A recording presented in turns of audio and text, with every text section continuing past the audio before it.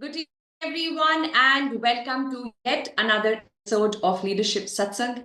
I'm your leadership coach, Yukti Rata, warmly welcoming you and thanking you for encouragement and for joining me live every single Tuesday since past how many weeks, right? And just a number, because what matters is your satiated thirst to learn and the ocean that I have to offer in terms of the insights are so important to understand and implement in life that what we do, it doesn't just make us a good leader, it makes us a better person.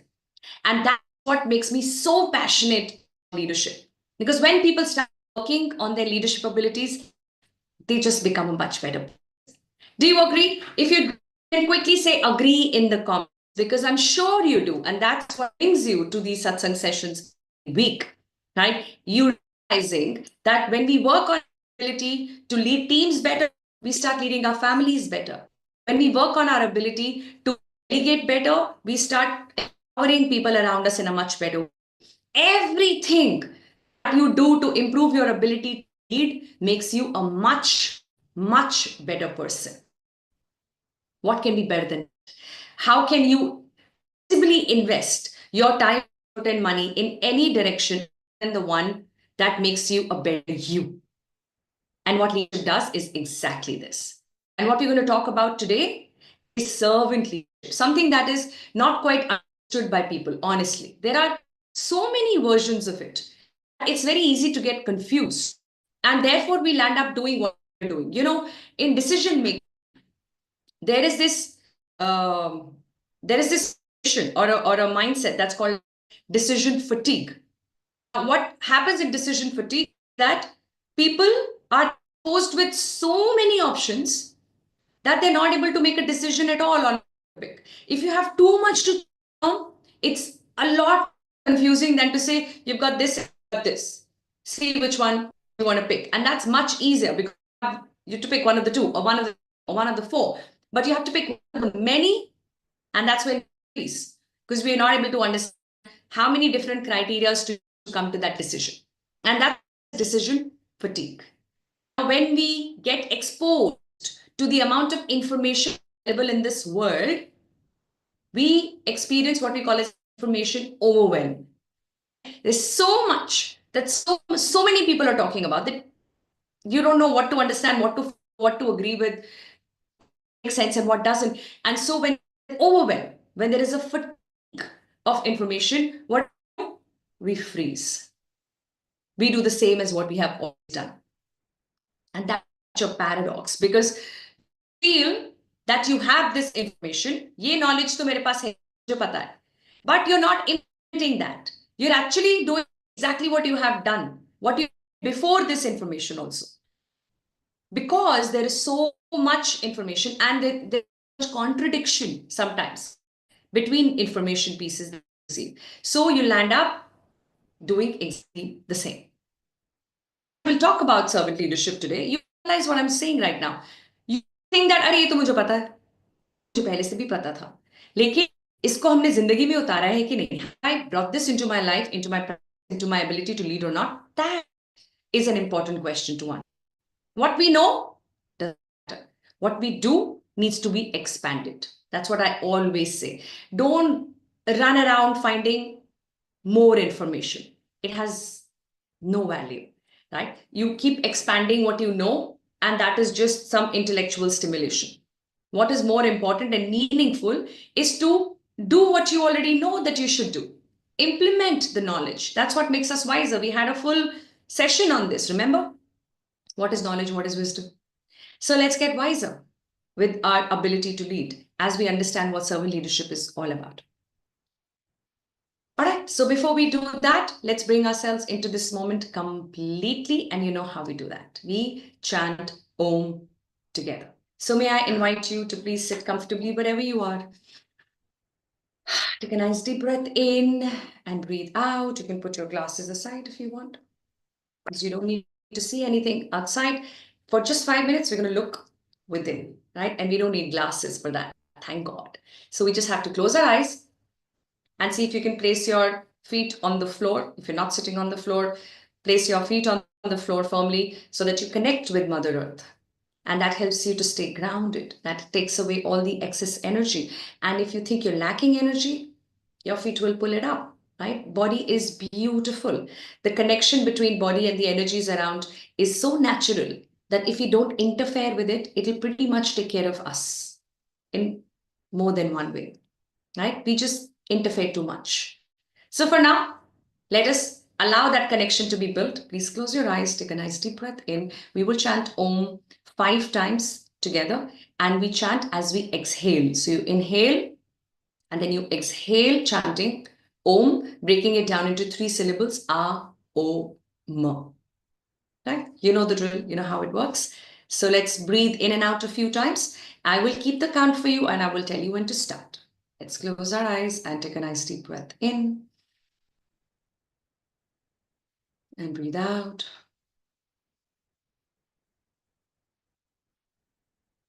And breathe in normally a few times, please. Bring your attention to the center of your forehead. Just see if you can let go of these thoughts running on your mind of what just happened, what you have to do next. Let's just focus on the tip of your nostril as you breathe in. Feel the cool air entering your body, and as you breathe out, experience the warmth of your breath leaving through your nostrils.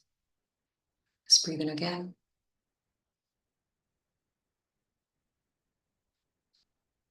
And breathe out.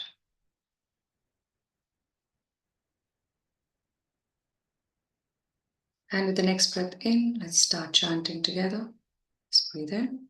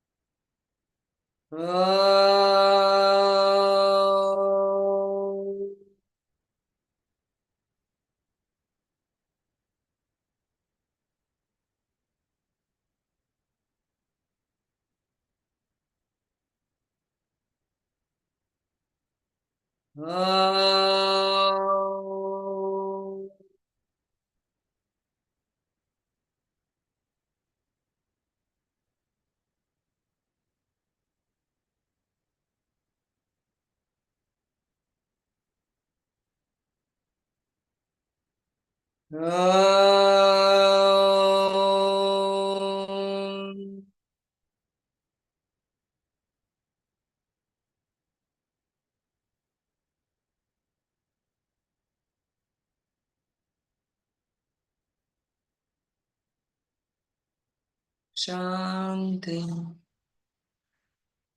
Shanti, Shanti.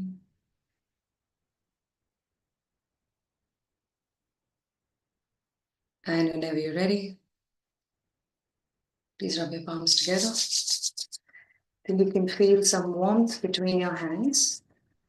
And only then place them gently on your eyes, in your face, in your ears, in your neck and shoulders, entire body, and slowly come back. All right. So tell me if you're here with me 100%. Are you with me 100%? Let's have 100% in the comments, please. Let's say 100% so I can welcome you all to the session. Indiran, very good evening. Neetu, so good to have you here.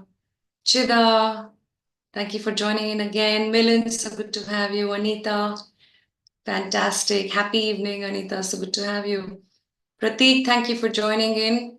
Thank you, everyone, for making time to join in and to spend a moment thinking about what's this servant leadership all about. Yeah, Neeraj is here 100%. Fantastic. Everybody, quickly give me 100% in the chat, please. I want to be sure you hear 100%, which means in this moment, right now, listening to what I have to say and diving into a certain thought process that we will develop together, right? That's what it means to be here 100%. Let's just forget about everything else because we can't do much about things that we are not looking at, we're not addressing any which way. It's just a habit. And to break out of a habit, we have to break out of a pattern, right? So that's all it takes to break out of a habit. Good to have you here, Sangram. Thank you for joining in. Abhinav, good that you're here 100%. Fantastic. Fantastic. Thank you so much. All right. So we are here to talk about servant leadership today. How many of you think that servant leadership is a leadership style? Like when I say style, it means that some people lead this way and some people could have another style of leading. Do you think it's a leadership style? Give me yes or no in the comments, please. Is servant leadership a leadership style? Yeah, give me a yes or no in the comments. Let's understand what servant leadership is. And then we will see, is it still relevant in today's time to be a servant leader? Because the word has a disconnect there, right? There's a dichotomy there. So servant, leader. Leader is supposed to be a master. How can a leader be a servant? And then there's another thought process that says, you know what? In today's world, if you try to be a servant to people you lead, they are going to take you for granted. They're going to walk over you. And you have to get work done because you have people to report to. You have that sense of ownership. You want to get the results that you're paid for, right? So the organization trusts you and they are giving you remuneration for your effort, for your time, which means you've got to get them the results. And if you serve the team as a servant, you're not sure if the team has the maturity to respect that, to take the ownership and accountability of their work. So you might feel that, you know what, in today's time, servant leadership sounds very good, but doesn't look very practical. It's not a very practical style of leadership. How many of you think so?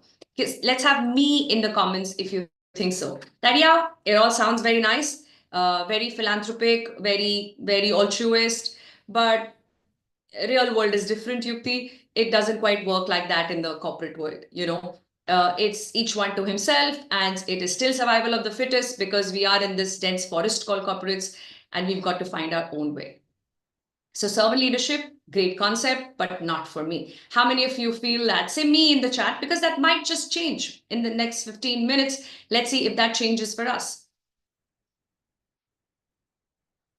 Yeah, Starbucks and FedEx talk about it. Yeah, but only a few really implement. Because it's a way of focusing on well-being of the employees. Yeah, Pratik, absolutely. And what is an organization without the employees, right? What's an organization without the employees? Employees are people who make an organization in the first place. So focusing on employees sounds very logical, isn't it? Because if you're not focusing on employees, then you can never guarantee results to your clients. Ultimately, the results have to be delivered by people other than you. And hence, it's an organization, and you're not a freelancer, you're not a solopreneur, you run an organization.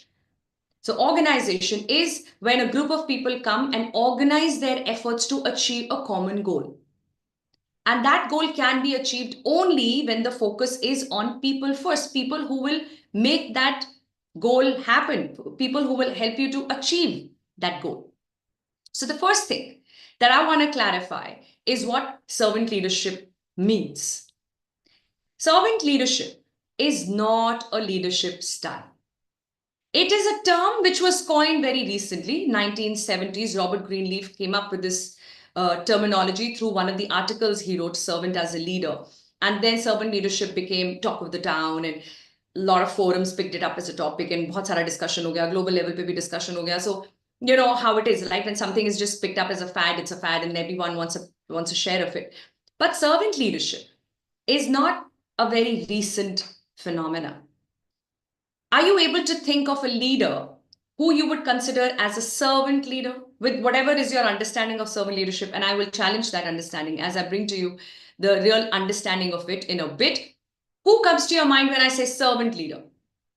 Can you give me a few names in the chat, please? Maybe somebody you know, maybe somebody very popular.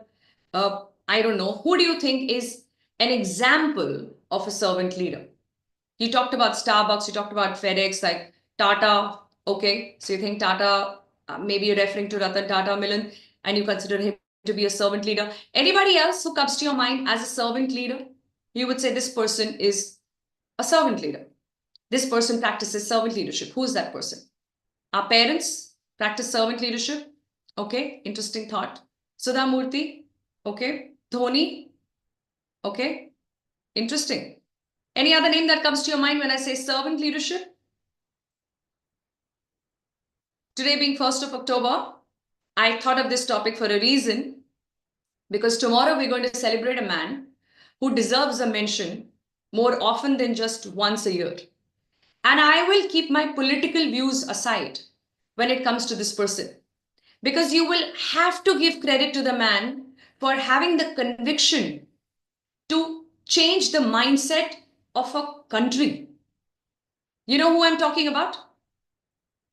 Thank you, Neetu, for adding me to this list. Absolute honor. Yeah, Tushar, we're talking about Mahatma Gandhi, right, Malar? Now, Mahatma Gandhi had his own political views, his own approach towards politics and his understanding. But let me remind you of the fact that he did not practice servant leadership after becoming a politician, after holding a certain position in that circle. He was always a servant leader, and that is what helped him to create a voice that was not just his voice but became a voice of the nation. And like for anything else, we have divided views, and that's all right.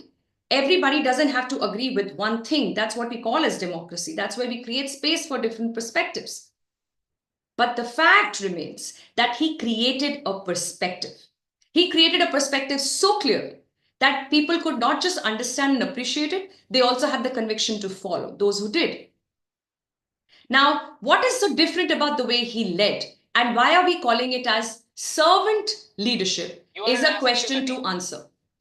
That's what we need to understand as leaders. What makes us a servant leader is to understand that servant leadership is a philosophy.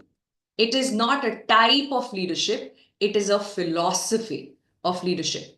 I just want to bring out the understanding that we all must go back with from this session up on the screen for you all.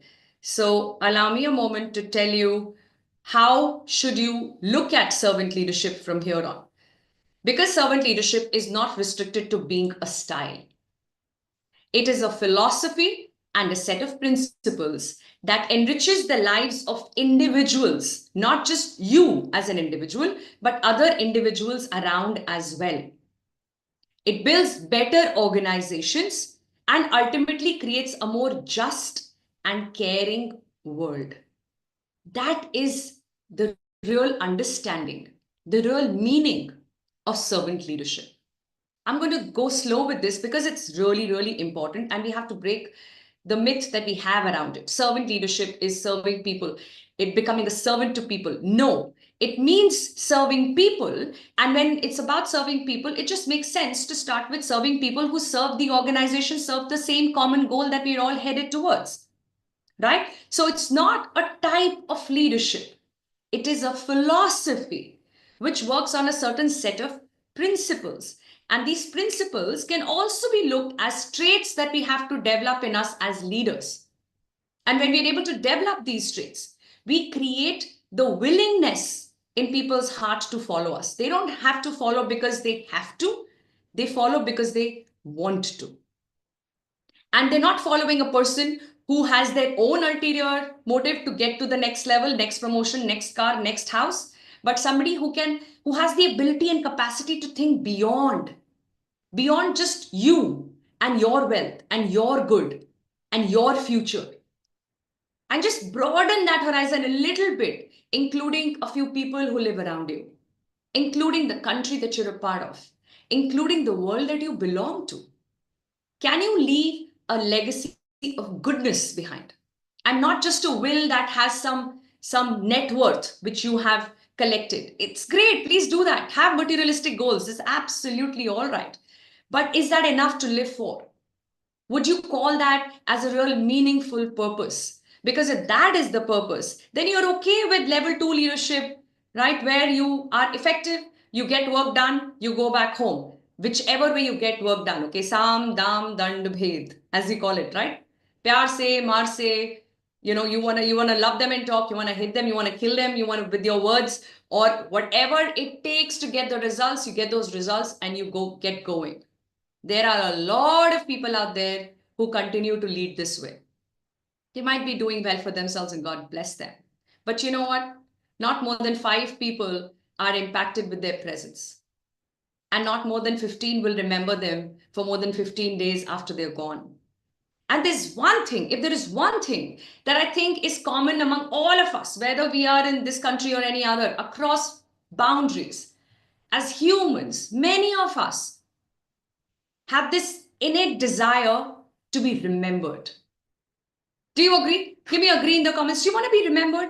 Not just by our children, but by people, maybe some of these people you don't even know, you never met them, but they were impacted by your presence when you were alive on this planet.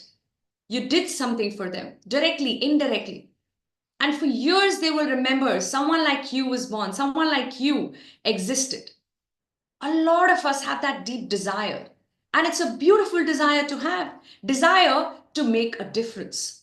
But the problem is, the moment we talk about making a difference, we start thinking about philanthropy and social service. ये एक तरीका नहीं है difference create करने का कि आप सब कुछ छोड़ दो और बिल्कुल एनजीओ ही स्टार्ट कर लो या बिल्कुल सोशल सर्विस में रम जाओ. Not important. That's one way to do it. That's a beautiful way to do it. But that's not the only way to do it. You can do what you're doing as your job, your corporate career, your business, and yet do it in a more meaningful manner. Do it in a way that you're able to create a ripple effect of goodness, where you are in the center and there are circles of goodness around you because of how you lead these people. And as they observe you leading them, they become a source of light themselves. They become the center where they create their own ripple. Are we getting this? And so this goes wider and wider and wider. And that's when it's not directly being created by you, but you are still the cause of it, right? That's somebody who made somebody else equipped enough to create their own circles of goodness, their own ripples around. And that's how, leader by leader, person by person, organization by organization, we make this world a better place. And so, servant leadership is not just one style of leading, it's a philosophy that a few people subscribe to, saying, you know what? I think living only for my comfort is the smallest form of thinking that a man or a woman can have, that a person can have. And I am capable of thinking bigger than this. I have the ability to include a few more people, if not the whole world. Just a few more people who are not just my 4 family members, who are not just another 3 friends that I have, but a larger group of people who I work with maybe, because nobody works for you, even if it's your own organization. They work with you. And when we're working together, there is a scope for us to do things better if we are open to adding value to each other. And when we add value to each other, we automatically create more value for the world around us. And you know what? Money and all the materialistic goals that you have, they just follow. Trust me. Read any autobiography or biography of somebody you look up to. Any. Include Tata, include Mahatma Gandhi, include anybody you want in your list who you think are even billionaires, and see if there is one thing that's common, one pattern that I observe, and tell me what you observe as you read these stories. It is the sense of purpose that drove them to the heights that they achieved. Isn't it? Is that true? Give me true in the comments if you think that's true. That there was a sense of purpose that I've got to create this. I've got to challenge global companies. and I need to create something of Indian origin and put it right there on the world map. And that is the purpose that drives me. And in the process, have they made money? Have they created wealth? Of course they have. Why? Because wealth is a function of value. You're getting what I'm saying? So if you're creating value, wealth has to follow. But if you're creating wealth, there will be a limit to the value that you're adding to people. When you follow the philosophy of servant leadership, you understand how important it is to create value. And to be able to create value for the world around, you need to add value to yourself first by learning what needs to be learned to become that source of light, that source of goodness, that servant leader who's right in the middle of everything but doesn't feel the need to stand up and put their hand up and say, I am the one responsible for this good work. They just create it. And their shine is so bright that you can't miss them. You know, it's so beautifully written in this book called Good to Great by Jim Collins that if you want to identify a level 5 leader, look at a place where everything is going right and there is no one person to claim the credit. And you know that there is a level 5 leader there. There is a servant leader in action. So let's be very clear about the fact that servant leader is not about becoming a servant to people and being treated as a doormat. Absolutely not. You need to be assertive. You need to draw your boundaries. You need to be very, very clear about the goal that you have to achieve. You need to make some difficult decisions to decide who is the right fit for the team and who's not. And all of that is also part of being able to serve your organization and serve the goal that you're committed to achieve. So what are the 10 principles? I'm going to show them to you. And you know what I would like you to do? I would want you to identify which ones do you really need to focus a lot more on. Some of them you might consider as your strengths, but a few definitely can be looked at as part of our learning plan. That as I grow in my career, in my life, I want to consciously improve upon some of these principles. What are these principles for you is what I would love to see in the comments as you look at these 10 principles on the screen. So conceptualization, being able to conceptualize an idea, conceptualize a thought that can then include other people. How well are you able to do that and make people a part of it? Listening, do I need to explain that? But aren't we all work in progress when it comes to listening forever? And some of us are not work in progress because we're not working towards it. So how can we make any progress? You are not work in progress by default. You have to do some work and then you achieve some progress, right? And some of us just refuse to do that. We just think we are great listeners. And that's a huge, huge misconception. So I think when it comes to listening, you've got to be work in progress forever, as long as you know what work you need to do. Empathy is a very important principle of servant leadership, understanding other people, their perspectives, healing relationships, healing yourself. A very important aspect of servant leadership, awareness about yourself, about your environment, about people, foresight to see what's in future, what's in store, what will be relevant in the times to come. How do we upgrade ourselves? How do we upgrade our teams? What do we need to learn today to be more useful, to be able to add value tomorrow? Right? We've got to develop this foresight. Can this be learned? Yes, it can be learned. Stewardship, to be able to include other people, serve other people, work on their plans, work on their development. Commitment towards growth, not just your growth, your personal growth, growth of your team, growth of your organization, growth of your mindset, right? Growth of your belief system, growth of anything that equips you to create more magic with your abilities, right? That is commitment to growth. Building a community. It's not a cakewalk. It takes a lot of effort, a lot of learning, a lot of doing to create a community. Start building communities. Start creating, these tribes. Get people together. Get people together who are like-minded, who share one common interest. See what magic gets created when people come together. Again, something that Jim Collins advocates is that first get the right people and then find the right thing to do. Normally, we do the other way, right? We decide on what we want to do and then we start hiring people. He says, you know what? If you got the right people on board, you will end up doing something nice. In fact, I want to recommend this documentary I recently watched on Netflix called The Pixar Story. Please watch it. You will love it. I loved it. In fact, I applauded when the documentary ended. And that, again, the one bottom line of that entire story of Pixar and how it came into existence and how it achieved what it did is about getting the right people on the board.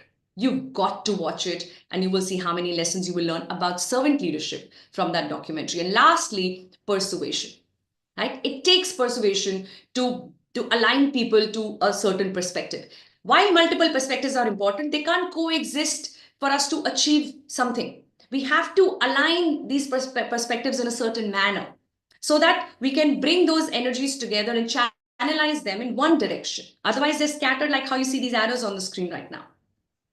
Make sense? So I would love to know what are some of the principles that you want to consciously work upon? What are some of the things that you realize needs a little more attention than otherwise? You might have some bit of it, you might have all of it, but there's always a scope to do more, to learn more, to grow better, better as a person, better as a leader. And that is what helps us to raise the bar of our own potential, raise the bar of what we can do in this world before we are gone, right? How can we use ourselves as a channel to create this ripple of goodness wherever we are? And I do hope that you find that power within you to be the center of such a ripple, to create these ripples around you, to become a source of light, a source of energy.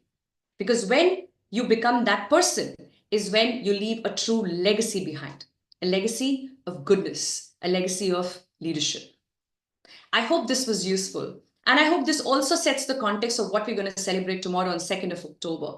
And I do want you to realize that while you might have a few reasons and opinions and views about everybody in this world, whether dead or alive, there are also reasons for us to express gratitude and be thankful to those who've left what they have left behind for us to enjoy. And now it's our responsibility to add more value to it before we take off, right? On that note, I'm taking off for now, and I will meet you next week with another important insight in the space of leadership and spirituality. Till then, please see how you will bring servant leadership in your style of leading as your own philosophy. Looking forward to know what you are taking away from this session, and I really do hope this was useful. Thank you once again for being here. God bless.